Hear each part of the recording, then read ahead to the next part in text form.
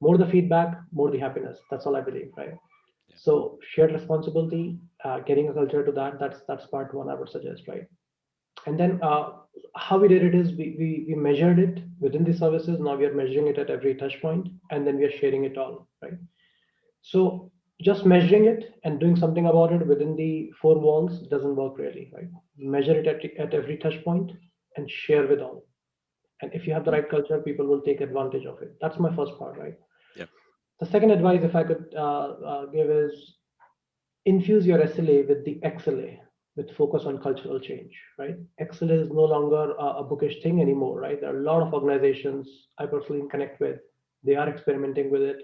Some of the organizations who are even mature than us, they already have a dedicated section of XLAs in their contracts, in their service models, right? So it's almost about the time when we infuse those XLAs. And then look, it's always hit and try initially, but gradually every organization will find their sweet spot. They would know exactly what they would want to call as an XLA. Focus on the outcome, right? Yeah. And moving towards XLA is a journey, as I mentioned earlier, right? So it requires cultural change in the organization, and it must needs to take place, and it takes time, right? So be patient, continue to push forward with the right intention, with the shared values, common goals, and we all will get there, right? That's part two. And my final point is really to go slow, to go fast, right?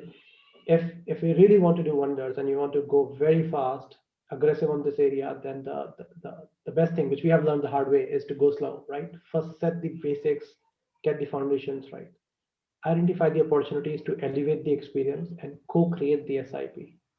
Don't rush that. Okay, these are the 10 things or quick wins I'm going to do to turn around the experience. That's going to work, but it's a short-term approach, right? Mm. If you got to go long, co-create the service improvement plans with the relevant people who are actively involved with you in this entire ecosystem, right? I would also suggest pick 2 to 3 areas initially, right? Improve them, sustain them, and then go and pick other next 2 3 areas.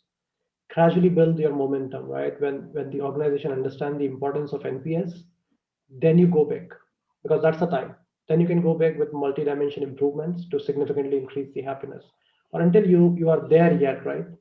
I would recommend go slow, because later you can go extremely fast and you will be happy of your some of your decisions you have taken earlier in the journey. So those are 3 things in my opinion, Patsy.